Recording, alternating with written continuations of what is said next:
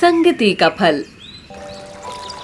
सोनपुर के जंगल में सोना नाम की चिड़िया अपने 2 बच्चों के साथ हंसी खुशी रहती थी। एक दिन जंगल में बहुत तेज बारिश में भीगते हुए कालू कौवे के 2 बच्चे सोना के घर आते हैं।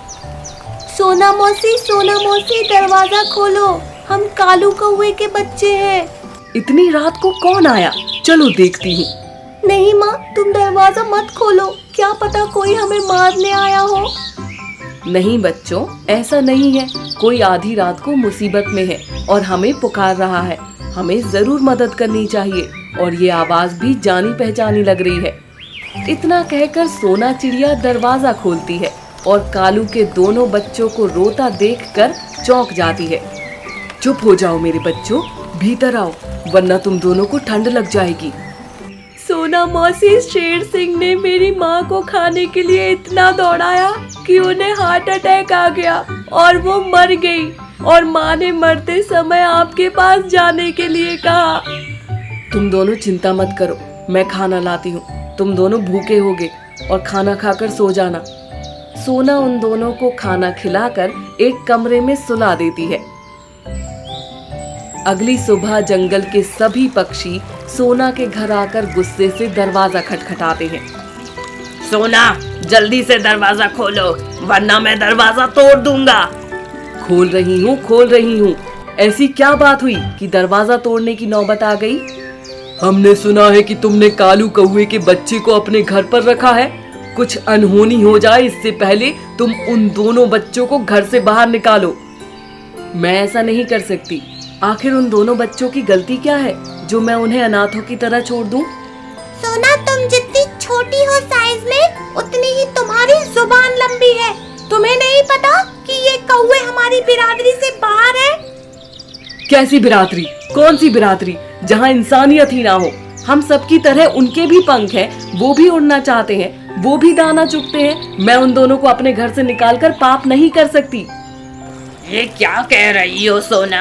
हमें देखो, हमारे पंख रंग बिरंगे, हम सबकी चाल इतनी मत वाली, किसी के तन पर एक भी कालिख नहीं है। लेकिन कौवे का तो रंग के साथ साथ दिल भी काला होता है। ये तो बस दूसरों को तकलीफ देना जानते हैं। आप सभी यहाँ से चले जाएं, क्योंकि मैं इन दोनों बच्चों को घर से बेघर नहीं कर सकती।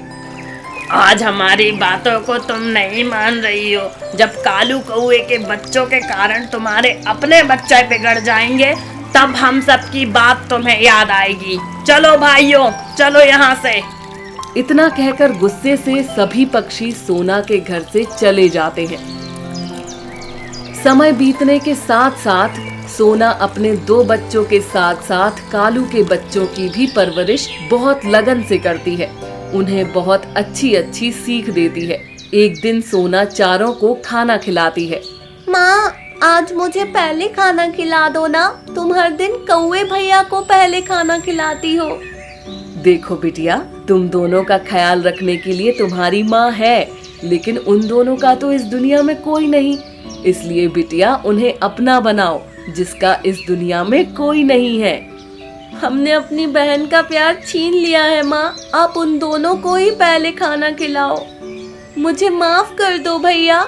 माँ, आप बारी बारी से हम चारों को खाना खिलाओ। हम 2 नहीं 4 भाई बहन हैं। चलो जल्दी जल्दी खा लो। तुम लोगों के चक्कर में घर का सारा काम बचा है। घर का सारा काम खत्म करके सोना अपने कमरे में सोने चली जाती है। चारों बच्चे घर के नीचे खेलने चले जाते हैं। तब सोना के कमरे में आग की लपटें दिखाई देती है। ये क्या? ये आग तो हमारे ही घर में लगी है। जल्दी भागो, माँ को बचाना है।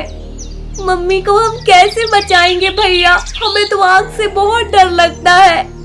मैं बचाऊंगा अपनी माँ को, मैं भी बचाऊंगा, चाहे मेरी जान चली जाए। घर के बाहर से ही सभी पानी डालने लगते हैं, लेकिन घर के भीतर जाने की हिम्मत किसी में नहीं होती।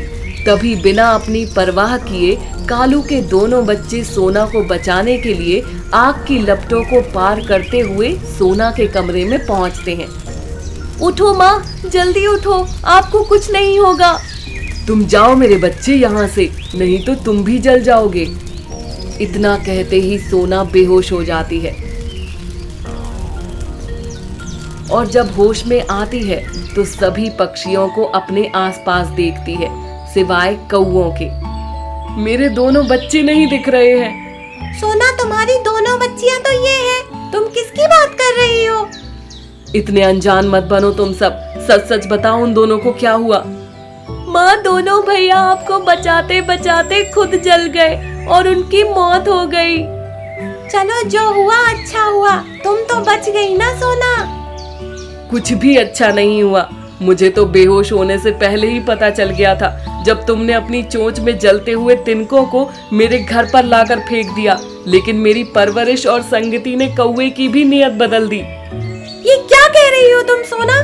कौवे के प्यार में पागल हो गई हो। निकल जाओ तुम सब मेरे घर से। तुम सब कभी भी कालू कौवे के बच्चे जैसे नहीं बन सकते। ऐसा कहते ही सोना सबको बाहर खदेड़कर अपने घर का दरवाजा बंद कर देती है और कौवों की याद के साथ अपने दोनों बच्चों के साथ जीने लगती है।